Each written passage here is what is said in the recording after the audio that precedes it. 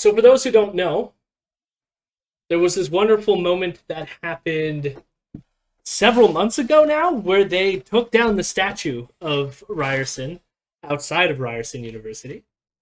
And they, painted it. They did a whole bunch of shit. Then they cut off its head, and its head was then shipped off to Landback Lane, which is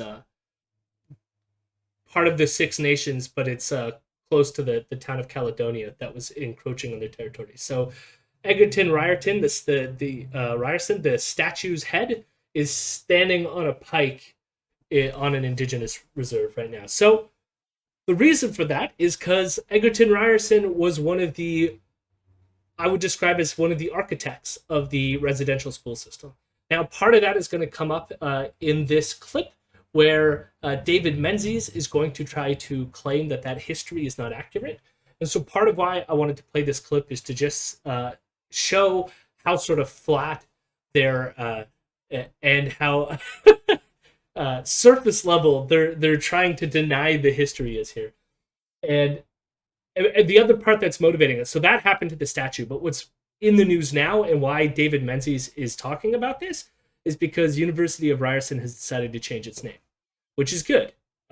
There's an aspect in which it's just symbolism, but changing the symbols to better reflect how much we care about others rather than naming it after someone who was one of the architects of the residential school system, I think is a step in the right direction. So finally, we are back to normal. Rebel news rather than empathy with unheard voices. Yeah, I know, right? And the last week was such a weird blip, but this one is less sympathetic, So. Or I think there might be a moment of sympathy, but we'll get there when we get there. Again, let me know if it's loud enough and all that fun stuff. David Menzies for Rebel News here in Toronto. Well, folks, I'm back at my old alma mater, Ryerson University, or what used to be known as Ryerson University, wearing my old Ryerson Polytechnical Institute journalism jacket. So I want to highlight here, he is, in fact, the only person on, at least was, I don't know, they have had a bunch of new hires, but at one point, he was the only member of the Rebel News team that actually had a degree in journalism. And he got it at Ryerson. I should also note that my grandpa and my aunt, maybe both my aunts, but definitely my grandpa and one of my aunts are also alumni at Ryerson. So just I have my own connections. In fact, it's weird. This might mean that given how old Menzies is. No, there's no way he went to school with my grandpa. My grandpa's much older than Menzies. But maybe closer proximity? I don't know. That's what it was called back in the early 80s when I went there. Still fits, but I think buttoning up, well, that's a bridge too far. Yeah. But the reason I'm here... solidarity with David Menzies, able to acknowledge the fact that he's gained a bit of a stomach over the years, all right? Where the former statue of Egerton Ryerson in the early 80s when I went there still fits, but I think buttoning up, well, that's a bridge too far. I find it hard to believe that Menzies graduated with a university-level journalism degree. At that time, I think Ryerson was just a college. I don't know that it was a university. Yeah, I'm pretty sure that they were a technical college. They weren't a university. They only became a university later on. It goes to show a degree doesn't mean much. Yeah, well, I mean, I have a degree from Fanshawe College in theatrical arts. Or not a degree, a college certificate. So he probably has a college certificate in journalism. But the reason I'm here is I'm standing where the former statue of Egerton Ryerson once stood a couple of months ago. That was torn down by a bunch of cancel culture thugs. There it goes. And now comes word... Boom. That's, the best kind of cancel culture. I love these are cancel culture thugs. They're canceling a dead person. A person who's been dead for several decades. They're canceling him. So canceled. that the Ryerson University's board of directors voted unanimously to change the name of this institution because of Egerton Ryerson's alleged links to the residential school system. And of course, the media party has just been cheering this on. My favorite is a CB. The media party has been cheering this on. Indigenous faculty students calling Ryerson U to change name, remove campus statue. Why, like, cheering this on? That's the most tepid cheering on. It's just stating a fact about what some people are doing. He didn't figure out that Chris Sky was a Holocaust denier until I tweeted it at him. Is Ryerson going to give me an honorary degree? Yes, Tony. In fact, we'll give you an honorary degree at Imperial News College, okay? BBC story, it quotes Sam Howden, who is a Red River Métis, and he began referring to Ryerson as ex-university, and that caught on in progressive circles, of course. The article goes on to say that Mr. Howden refers to himself using the they-them pronouns. I guess it's more virtue signaling to show how much of a social justice warrior they are. But like, that's how they identify Menzies. Just fucking deal with it. Like, what a stupid person. But stupid person being David Menzies, not Howden, who sounds like they are pretty awesome. But even like University X sounds like a sweeter name. Now, I don't think that's what the name, like what they're eventually going to name it. Although University X would be pretty fucking sweet. It sounds like that's where they go and train the X-Men.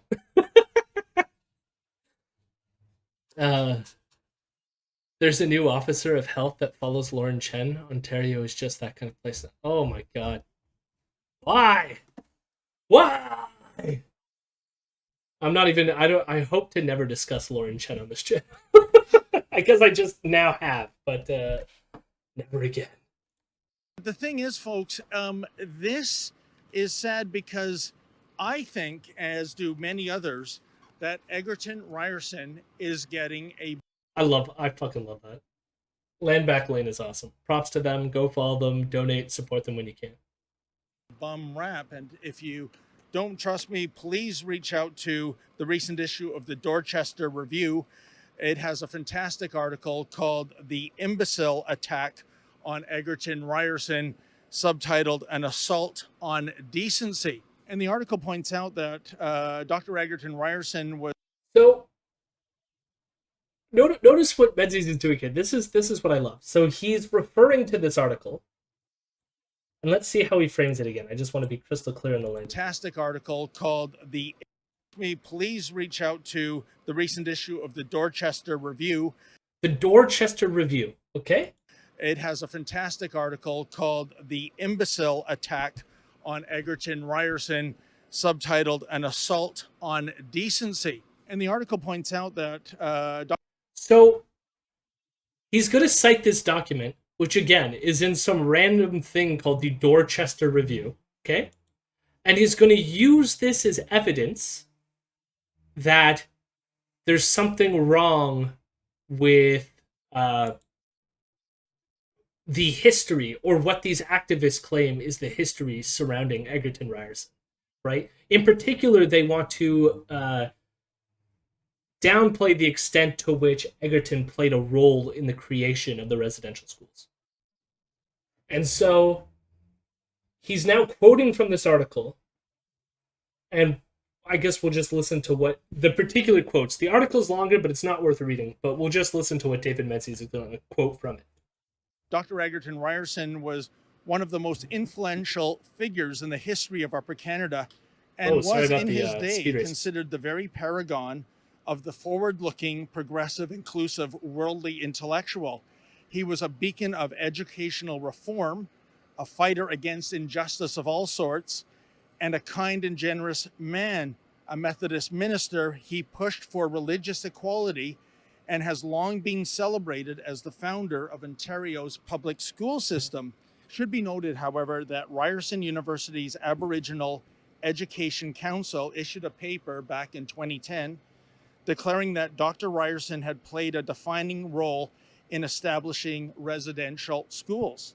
The document contained misspelt names and statements that were not backed up by references.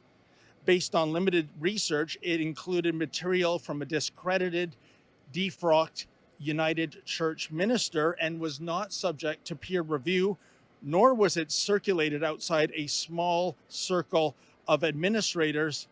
Nevertheless, this caught on that Dr. Ryerson was indeed the architect of the residential schools, even though. So what you get there is apparently there was this document passed around within the Ryerson boards, coming from an indigenous group on campus that suggested they change the name and basically cited the history of Ryerson's role in the residential school system as a reason for not continuing with the name and in favor of removing the statue. Okay? So these people, these two people that he's not naming that wrote this article in the Dorchester Review, claim that this letter that was spread around inside of Ryerson University was contained misspellings and didn't reference anything and wasn't peer reviewed. Now, the weird thing about that is this Dorchester Review thing also not peer reviewed, and there was no citations to any documented sources from within the fucking Dorchester Review article either. So it's kind of like I don't even know what the fuck that is. That's like stupidity upon stupidity. And here's the thing: the people who wrote that article, okay, both of them were Ryerson professors. Let me pull it up. They were both Ryerson professors. So we got here is the article. And again, let's see the sections that they quoted anyways, they do have like a list of things at the bottom here. Those are comments.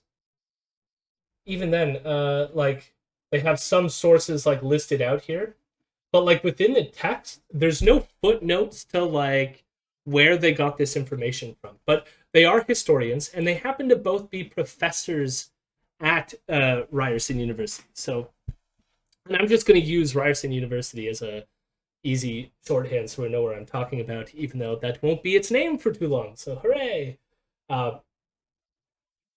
But they both wrote this article, history professors at Ryerson, and I know at least Patrice Dutil is a member of the Fraser Institute. You know, the far right think tank that like Ezra has been involved in. That most every single guest that Ezra has on the podcast that has some kind of academic credential is a member of the Fraser Institute.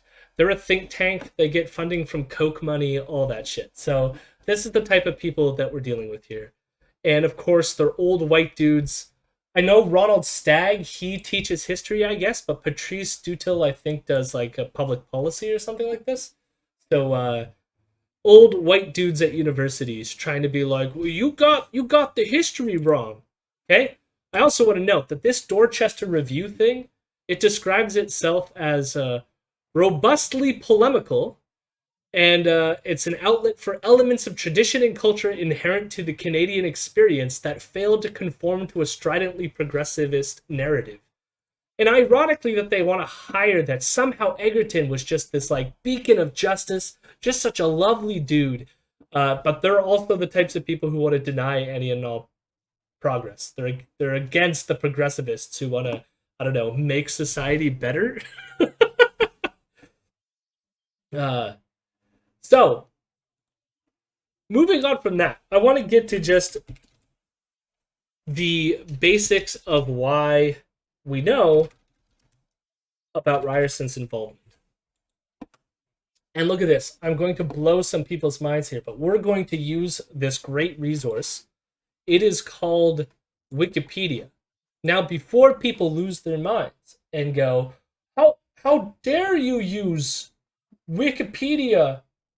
Notice, so they're going to quote Ryerson here, and we're going to read it. But when you click here and you look at what the links are, The links are directly to, and I'll just pull this up for fun, directly to the primary source is Egerton Ryerson himself. Okay, so we're not dealing with secondhand information. Wikipedia goes right to the fucking, right to the stuff. Okay? Now I flicked through, I found out where the references was. None of this shit's being taken out of context. But if you want to go to Wikipedia, they list their sources, and their sources are Ryerson himself. Okay? Now we're going to read Wikipedia. Wikipedia says Egerton Ryerson is recognized as a key influence in the design of the Canadian Indian residential school system. His expert advice was sought by the Department of Indian Affairs of the Province of Canada, leading to an 1847 report. That was the report that I just highlighted.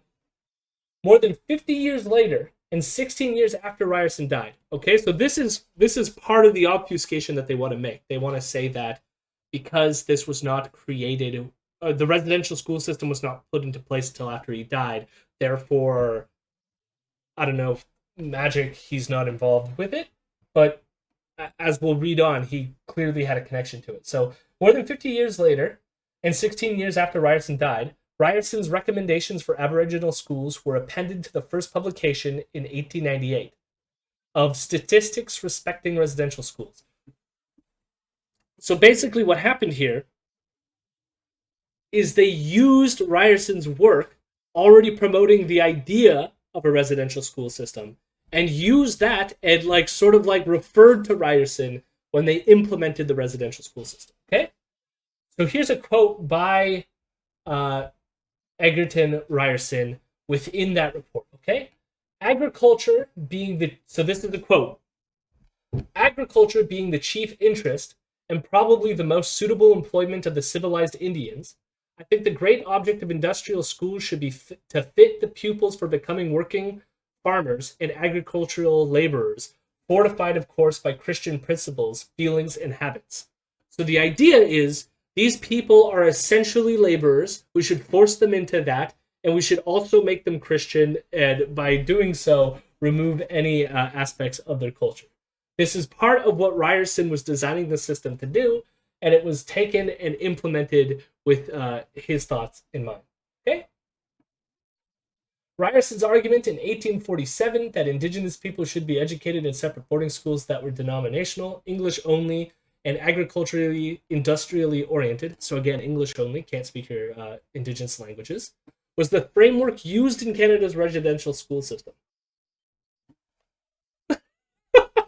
And again, the sources are all his own work or people referring to his original work when they constructed the policies and went forward. We don't need to read the rest. The rest is just people reflecting on the fact that he played a role in Ryerson, the school, and all that fun stuff. Okay? But, as is clear, yes, Egerton Ryerson clearly played a role in the creation of the residential school system. You can read his own works. No matter what these fucking idiots, who are apparently professors at University X, I mean, what did you say earlier, Nick? This is it goes to show a degree doesn't mean much. Yeah, here we go. These two assholes who work at the University of Ryerson, and also one of them works for the Fraser Institute. So there we go.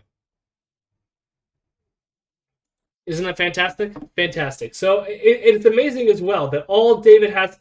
The purpose of the writing of that Dorchester Review article is specifically so people like David can refer to it in order to play off this idea that Ryerson had absolutely nothing to do with the residential school system. When, as I hopefully just showed you with the Wikipedia article, and you can go and check it yourself if you don't trust me, he clearly did play a part in what happened there. So, sorry, Menzies, you're wrong. And with that digression out of the way. He had died 2 years before the residential school system was established. 16 years, according to the article. So he's even wrong about that. We see cancel culture playing out Cancel in culture. a so-called school of higher learning. It's tragic on so many fronts. First It's almost like they think that it reminds me of the Mormons who baptize people who have already died. It's almost like that, but like it's like they think the social justice warriors are like holding seances and then like canceling people who are already dead. first of all, they're going after the wrong guy when it comes to the residential school system.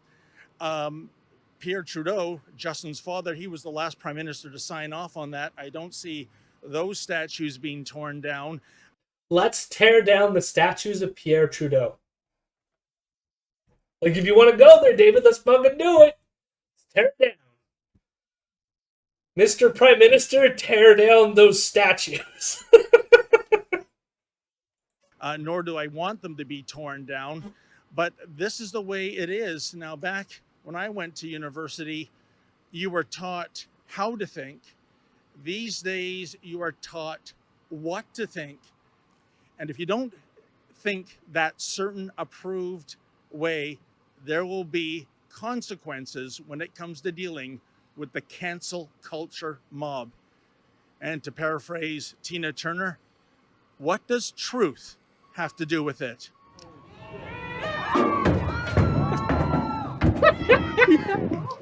Hey, how are you doing? This is a great place to pause it, by the way. But we've already sort of discussed this on stream before, so I don't have to go into too much detail. But this point, like, always just annoys me. But the only reason certain viewpoints will get shut down in school is if they're like poorly argued. I've written so many papers that went against what my professors sort of like what I know their ideals were or what their own positions were, but I did it in a framework in which I showed my work and I participated within the academic framework and I never had a problem. The issue is if you're trying to argue, again, if you're trying to argue that, say, Ryerson played no role in the residential school system, or you want to justify colonialism, or you want to do any of those things, it involves steps in logic that don't make sense. They just don't. And so it's like, you can try to do that. You're going to get Fs, you're going to fail, and then people are going to hate you. And then you become a David Menzies, right? But I mean, they make it sound like it's some sort of like communist gulag system or something. I guess he was like focusing in on the hammer and sickle spray painted in yellow on that wall or whatever. But like, what else would they expect? I mean, it would be the same thing as of like any other discipline. You want to encourage some sort of practice or expertise in school, or else why are you in school? What is the point of school? Like, the reason that, like, when I was in philosophy, how we taught philosophy was teaching the skills, the frameworks, the rules of argumentation, how to construct good arguments. If your argument sucks, you're going to be goodbye, see ya. You fail. You know, that's how it works. I don't know how else to put it, but like, it's not ideological. It is strictly based on putting through the work and showing that you can actually do the work. And usually, if you hold shitty opinions like David Menzies does, I'm sorry, but you're not going to do well. You heard him. He wants statues torn down. How do you feel about statues not commemorating people, but events, creating Medicare or founding the country? Yeah, I mean, Vienna and I had a back and forth on this regarding like the statue of Norman Bethune, and part of me is like, Norman Bethune was a cool dude. I have no objections, but at the end of the day, I'm also like, it doesn't matter if Norman Bethune gets taken down. Like, fuck it. Like, let's take down all statues. We don't need to commemorate anyone. Commemorating ideas, I mean, I'm down. I don't like. Again, it's about like venerating people can be difficult. I mean, I guess no memories ever. These aren't about memories, though. I mean, we have books, we have all that. I mean, it depends on what you want to celebrate, and I don't mind. I think it's more abstract. I think to sort of like celebrate like universal education and built some sort of like abstract art reflecting that. And like, I'm cool with that. Fine, sure. I don't know. It's more just about like the people we celebrate and why. And why do we have a statue of him as opposed to other people, right? So yeah, if it makes people uncomfortable, tear it the fuck down. I don't care. I do not care. Doing there. Very good. I was Good. just listening into some Yes. of your broadcast. Oh, yes. Okay. Yeah, I'm actually one of the members of Reconciliation X University. Oh, is that right? Okay, then. Yeah. So what do you think about this, ma'am? I think that it was a monumentalist celebratory moment for our organization. Oh, okay. Because we have been working for years and So you can't see it because it cuts off here, but it says possible student.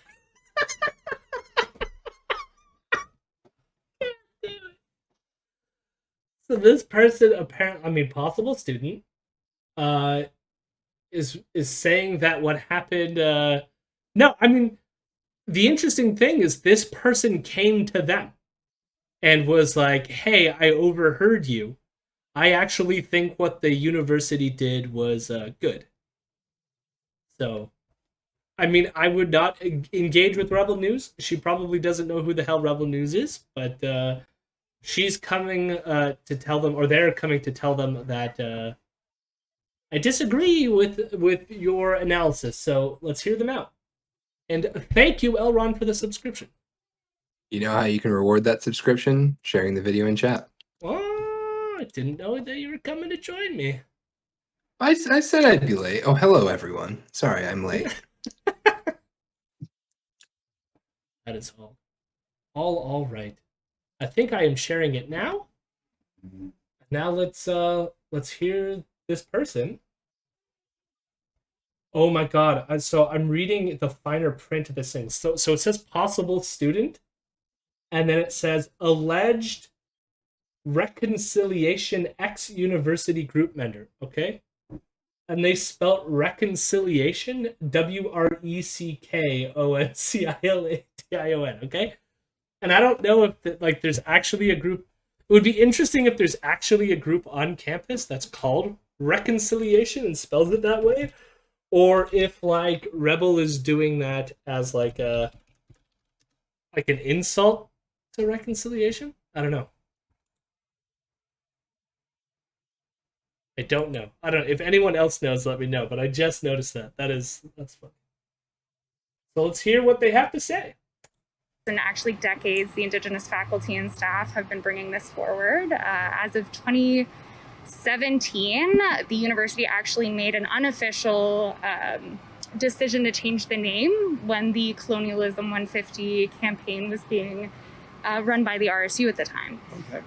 So really, it's actually about the university coming to terms with that and the university coming to terms with accepting that and moving forward. So it's a little bit less about what I think and what our organization thinks, and a little bit more about kind of, if you're going to make these promises, then follow through with your promises. I want to highlight that because this is something I said when it came up on our podcast, which is that a lot of people say, well, why didn't you, when this was happening, you had a lot of people come forward, all the liberals come out of the woodwork, and they're like, well, why didn't you have a discussion? Why couldn't they politely discuss to have the statue removed before they just took it upon themselves and tore it down? And as this person highlighted, and as we highlighted on the show, this has been an ongoing discussion for years to have this statue removed. And they refused to listen, kept making false promises, and it kept on getting pushed down the road, until this happens, okay? And then people blame them for not having the conversation, when it's like, who's more at fault? The people who just refused to have the conversation in the first place and refused to do anything about it? Or the people who finally went, fuck you, I'm not going to wait for you anymore, and took it down themselves? And this is based, if they're not going to listen, if the powers that be don't want to listen, fucking take it in your own hands. Tangible sense, what does this do? We have dozens of reserves right now that have a boiled water advisory. They don't have clean drinking water. Canada is allegedly a first world nation. We have the biggest reserves of fresh water in the world. Absolutely. how the idea that this exists on the reserves is egregious, but how does tearing down a statue and changing a name bring about any tangible change to the day-to-day lives of those natives that live on such reserves? I was going to say there's one moment where David said something that I don't mind, and this is that moment, right? I agree with him. There's something about the fact of like taking down a statue like this, which seems purely symbolic compared to actually fixing, say, the water that has been destroyed on indigenous reserves. However, Rebel News itself has been one of the primary aggressors when it came to the indigenous rail blockades. They have a clip. I think it's saved on my thing here, so I can easily pull it up. Yeah, here it goes. If you want to hear, I'll play the clip. This is Ezra Levant on his podcast saying that he understands people who would just drive through the blockades and kill people. So I know I can't. So I got two of them. One of them might be for union workers, but here, let's see if we can. I mean, I'm not for physical assault, but I tell you, if a guy's blocking a truck and if he's a trespasser himself and he's got an illegal fence, you know, I don't prescribe violence. I certainly don't. Not that that guy was hurt, but you can understand why a guy who needs to fill up with gas because maybe his car's going to run. Okay, that was the union one. But I think one day, an ordinary it's pretty quiet. I don't know if I can boost it. It's sad that it's... I hear you, and that's a fair question. I don't know if I can boost it. I'm going to try it now, but if you can't hear it, let me know, and I'll try to like paraphrase it. But I think one day, an ordinary citizen won't be so friendly, won't be so peaceful, won't be so good Samaritan-ish, and might throw a punch, or use a stick to hit, or, God forbid, a gun, or just drive over a road barrier and drive on someone. And I don't want that to happen, and I wouldn't support it if it happened, but I could understand it if it happened, because as part of a community, as part of a country, there's a social contract. We give the monopoly of violence to the government, to the police, and we expect them to protect us all. And if they sit in their police cars having a cup of coffee instead of enforcing the law, why not? If it's the rule of the jungle, if it's the law of the jungle, why not? So that was basically Ezra going, well, like all these people blocking the railroads, like eventually someone's going to snap and just kill them. And why not? And why not if the police won't stop the blockades, right? And it's like, why do you think the blockades were happening? The blockades were happening to in support of the prevention of the building of a pipeline, which had the potential of polluting their waterways, which is the exact same thing David here is saying, hey, shouldn't we be concerned about their water issues? And yet, any sort of agitation that the indigenous communities engage in to actually stop the polluting of their waters, their channel, their media organization is gung-ho for just being like, well, I understand if people lose their mind and go kill these people. So, yes, as much as I sympathize with the way David asked this question, I just want to pause and reflect on the fact that it's all about scoring points here. They actually don't give a fuck. They don't give a single fuck about this. Otherwise, they would have, like, right now they're doing their Fight the Fines initiative, right, to help people, like, pay for their tickets for denying COVID restrictions. If they really cared about this indigenous issue, they could instead create the let's help the water supplies on reserves. But they're not doing that campaign, are they? Question. I think that the fact that we cannot provide fresh water to the peoples who've lived on this land for forever, or since time immemorial, you know, there's people have different trains of thought on that, but I think that that is appalling. I think that that is absolutely problematic. And I think that people are fighting to make those changes every day. I think this was an opportunity for the institution to set a precedent, downtown Toronto especially, for other places around and other institutions around the country to follow suit, yeah. Okay. And, you know, really take a critical look at what reconciliation looks like within the walls of those institutions. So although it does not help reserves with fresh water. We do, as an organization, we set up the memorial site for people in the city to have an opportunity to come and grieve, because a lot of the time this was the first time people were hearing about it. And you know, people need a space to come and, you know, give atonements and things like that. I'm just of the opinion that So their answer was fine. I mean, it's, again, it comes down to it. It's like one of those things where I hate this metaphor, but like you could kill two birds with one stone, right? Or you could walk and chew bubblegum, I guess is the other thing. Like, you could do both. You could destroy these symbols, and can we do both? Yeah, can you walk and chew bubblegum? I can't do it. I always swallow it. Well, what about the walking induces the swallowing? No, I can either chew the gum, or I just trip and fall, or I swallow it. Like, I just can't. Brain can only do one thing. I don't understand. I agree, though. I don't understand this. Like, you know, what does destroying the statue do for this specific thing? It's like, well, what does the statue do in the first place, right? It's symbolic. Like, why can't you just say, like, this symbolism is bad. I'd rather have a different symbolism.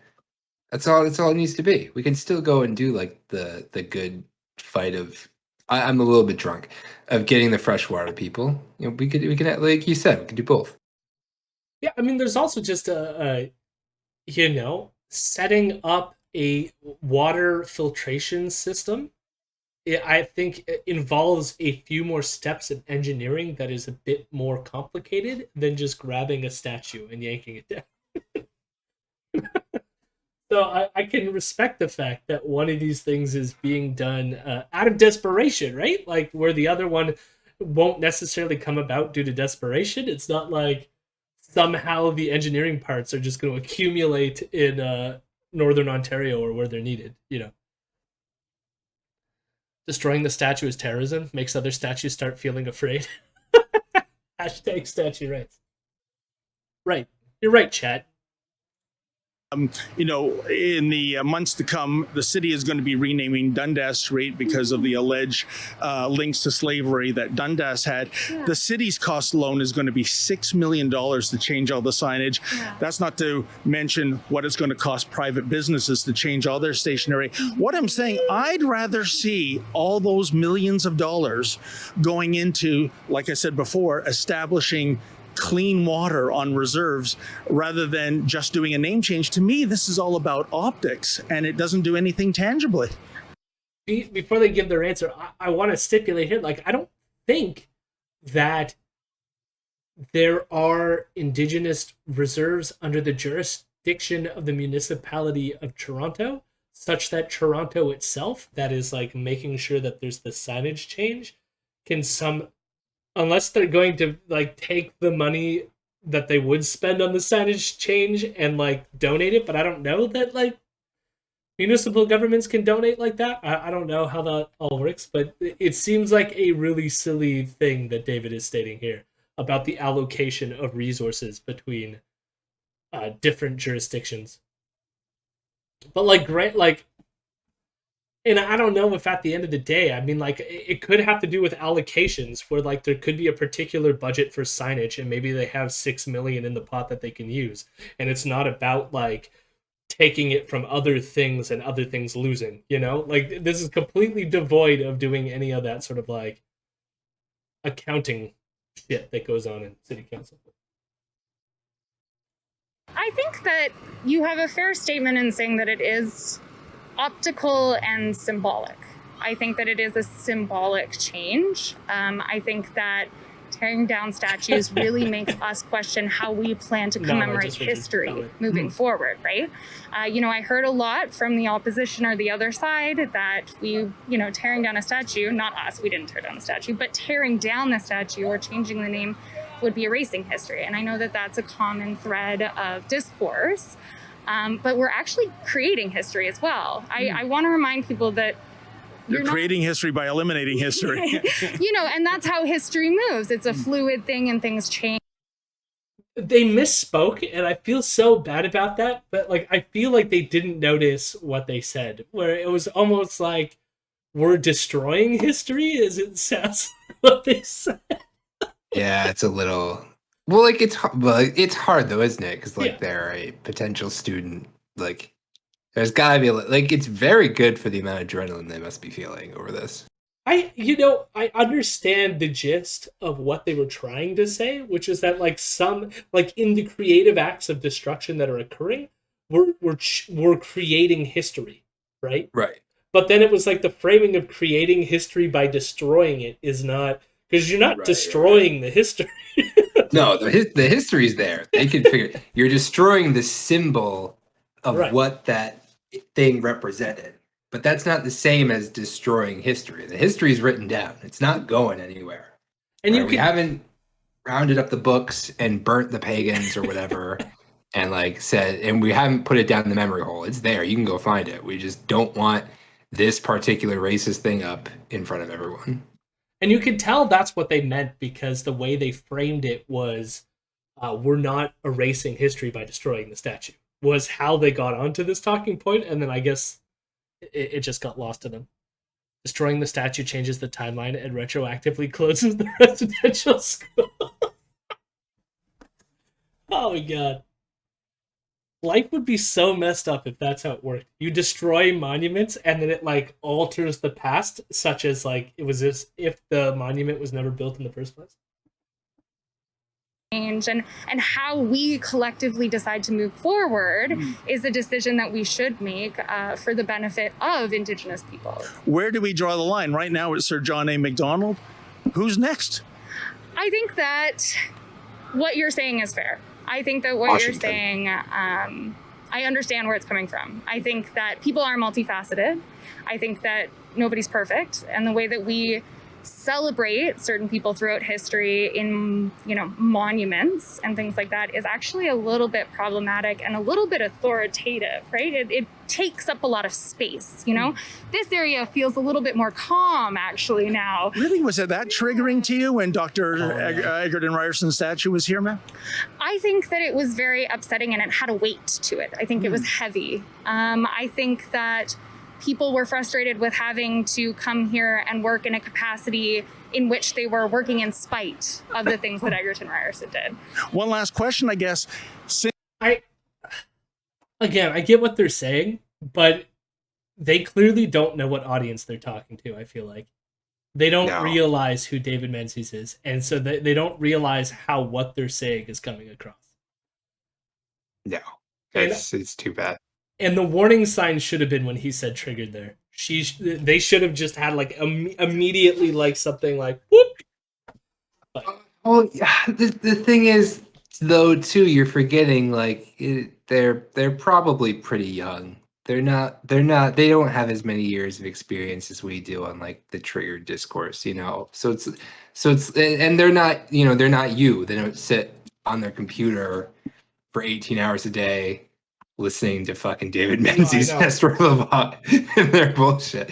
So they can't like figure out all these warning signs. Although to be fair, just David himself is just like a massive warning sign. It's a massive red flag. Just if you see this person, go the opposite way. Cross the street. Don't let your children talk to him.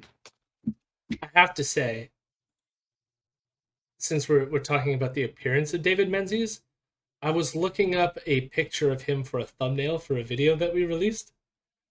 And for a moment, he looks like Joe Rogan.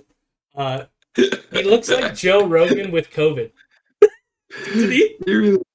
He really does. Like, let me find the Joe Rogan COVID thing. Oh my god, Joe Rogan with COVID too. Jesus Christ. Oh my god. The side by side here. Let's do the. Oh my god.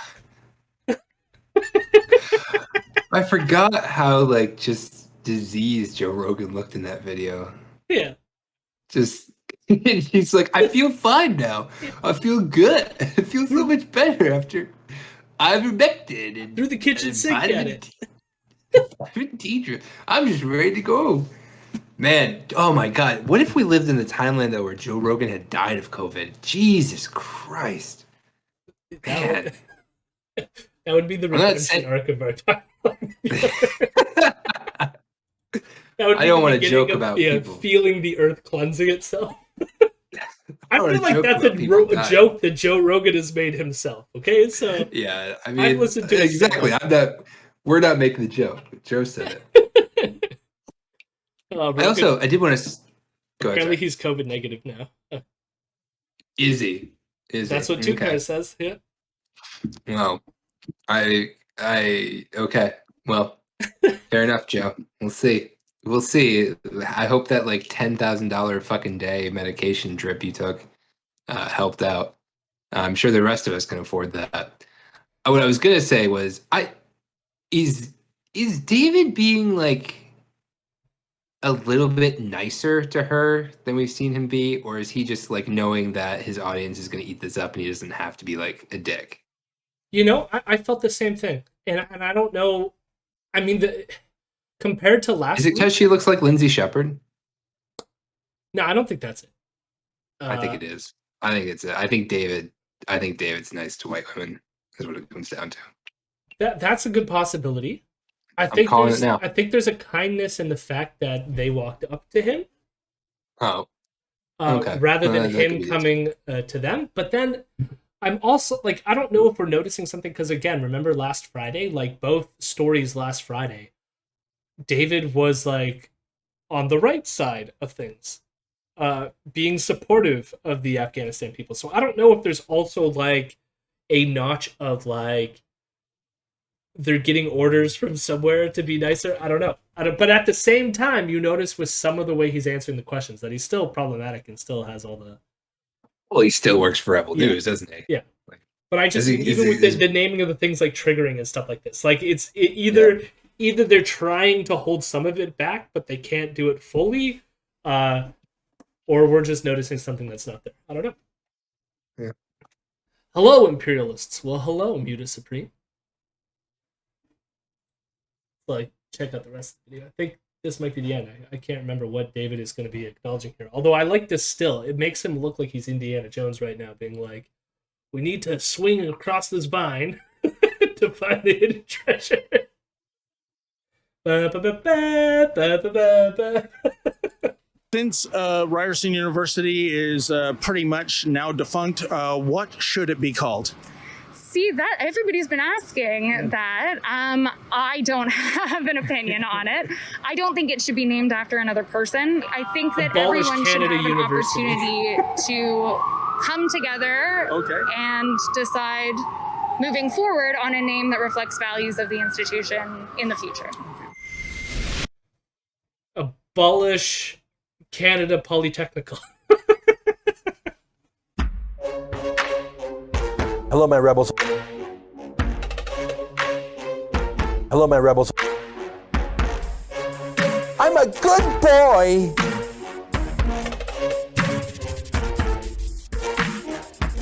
I'm a weirdo.